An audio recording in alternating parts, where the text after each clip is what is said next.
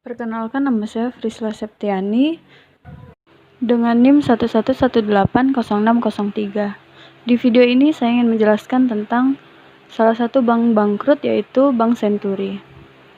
Perusahaan ini bergerak dalam industri perbankan yang didirikan pada tahun 1989 dengan nama Bank CIC.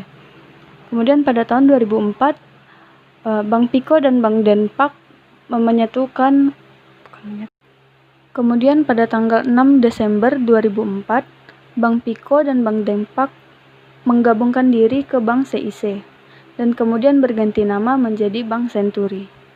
Bank Senturi ditutup pada tahun 2008, kemudian diteruskan dengan Bank Mutiara pada tahun 2009 sampai 2015.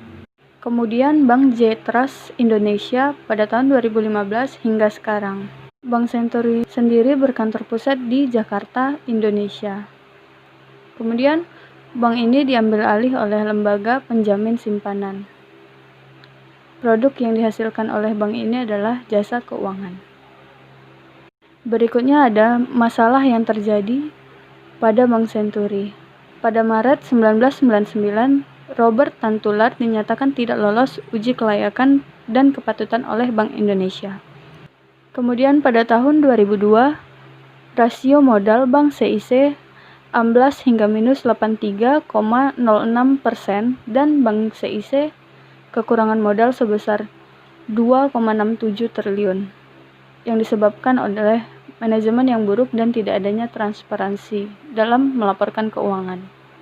Kemudian pada tahun 2003 diindikasikan adanya surat-surat valuta asing berharga sekitar 2 triliun yang tidak memiliki peringkat, berjangka panjang, berbunga rendah, dan juga sulit untuk dijual. Hal ini disebabkan oleh kurangnya research sebelum membeli aset-aset tersebut. Kemudian pada tahun 2008, beberapa nasabah besar seperti Budi Sampurna akan menarik uangnya yang mencapai 2 triliun rupiah. Namun, dana di bank tersebut tidak mencukupi. Hal ini disebabkan oleh manajemen yang buruk dan kurangnya transparansi aliran keuangan. Kemudian pada tahun 2009, pemerintah menyuntikkan dana sebesar 6,762 triliun rupiah kepada Bank Senturi. Hal tersebut terjadi karena penetapan status bank gagal pada Bank Senturi dan perlunya penanganan lebih lanjut.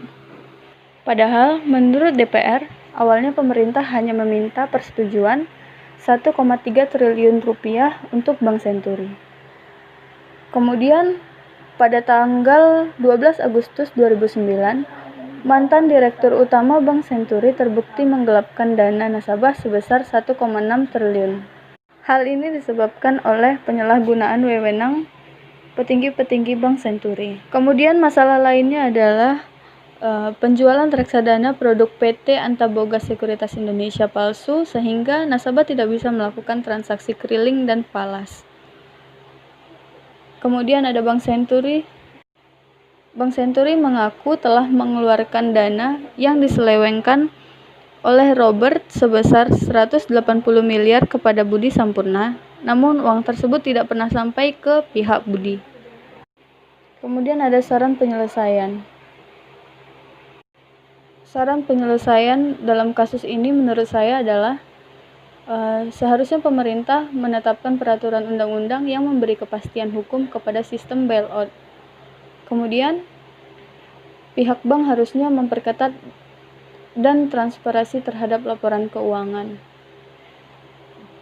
Sebelum melakukan pembelian aset perusahaan, sebaiknya pihak bank melakukan riset terlebih dahulu. Kemudian mencari dan menyelidiki serta menghukum setiap pelaku yang terlibat dalam korupsi dalam kasus ini sehingga mengakibatkan efek jerah.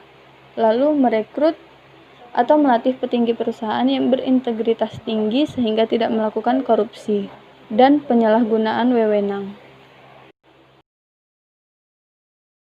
Demikian presentasi dari saya ucapkan terima kasih.